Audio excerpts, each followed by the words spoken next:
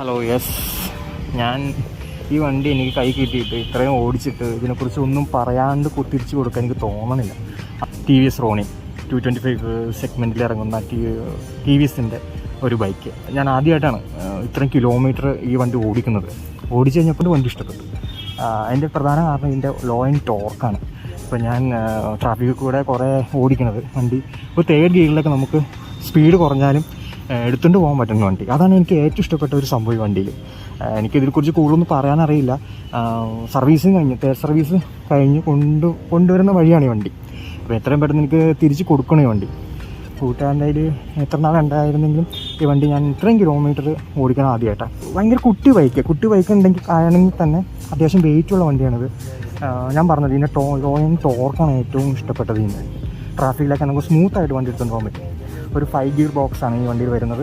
പക്ഷേ ഒരു 6 ഗിയർ ബോക്സും കൂടെ ആയിരുന്നെങ്കിൽ വണ്ടി കുറച്ചും കൂടി സ്മൂത്താണ്. ഞാൻ ഹൈവേയിലും ക്രൂസ് ചെയ്ത് നോക്കിയായിരുന്നു. അപ്പോൾ ഒരു ഗിയറും കൂടെ ഉണ്ടായിരുന്നെങ്കിൽ വണ്ടി കുറച്ചും കൂടെ സ്മൂത്തായി പോയെന്ന് എനിക്ക് തോന്നുന്നുണ്ട്. എനിക്കിതിനെക്കുറിച്ച് പറയാനൊന്നും അറിയില്ല. പക്ഷേ എനിക്ക് ഒന്നും പറയാണ്ട് അവന് കൊടുക്കാൻ പറ്റുള്ളൂ ഈ വണ്ടി. അതും കൊണ്ട് എടുക്കുന്ന വീഡിയോ കേട്ടോ. ടി വി എസിൻ്റെ ബ്രാൻഡിന് നമ്മൾ കുറ്റം പറയാറുണ്ട്, സർവീസിങ് മോശമെന്നൊക്കെ പറഞ്ഞു. പക്ഷേ ഇപ്പോൾ ഇറക്കുന്ന അവരുടെ ബൈക്കുകൾ അത്യാവശ്യം പ്രീമിയം ലുക്കിലും ഫീച്ചറിലും നമ്മൾ അത്ഭുതപ്പെടുത്തുന്ന രീതിയിലൊക്കെയാണ് അവർ വണ്ടി ഇറക്കുന്നത്. അതിലിറങ്ങിയ ഒരു വണ്ടിയും കൂടിയാണ് ടി വി എസ് റോണി. അത്യാവശ്യം മൈലേജും കിട്ടുന്നതാണ് എൻ്റെ ഓണർ എന്നോട്. ഷോറൂമിൽ ചെന്നാൽ തന്നെ അവർ പെരുമാറ്റമൊക്കെ നമ്മളെ ഹാപ്പിയാക്കുന്ന സംഭവമൊക്കെയാണ്. കാരണം ടി വി എസിൻ്റെ ഈ ബൈക്കും ഇതിൻ്റെ സർവീസിങ്ങും എനിക്ക് ഭയങ്കരമായിട്ട് ഇഷ്ടപ്പെട്ടു. ഒന്നും പറയാനില്ല. ഇപ്പോൾ പൊക്കം കുറഞ്ഞവർക്കാണെങ്കിലും വണ്ടി ട്രാഫിക്കിലാണെങ്കിലും എടുത്തുകൊണ്ട് പോകാൻ പറ്റും. അതാണ് അതിൻ്റെ ഗിയറല്ല സീറ്റിംഗ് പൊസിഷനൊക്കെ അങ്ങനെയാണ്. അതിൻ്റെ ഭയങ്കര ഇഷ്ടപ്പെട്ടു. എനിക്കൊന്നും പറയാണ്ട് കൊടുക്കാൻ തോന്നുള്ളൂ. അതുകൊണ്ട് ഒരു കൊതി കൊണ്ട് എടുത്ത വീഡിയോ ആണ്. ബാക്കിയൊക്കെ നിങ്ങൾക്ക് യൂട്യൂബിലൊക്കെ തിരഞ്ഞാൽ അറിയാം ഇതിൻ്റെ ഫീച്ചറും കാര്യങ്ങളൊക്കെ. വണ്ടി സൂപ്പറാണ്.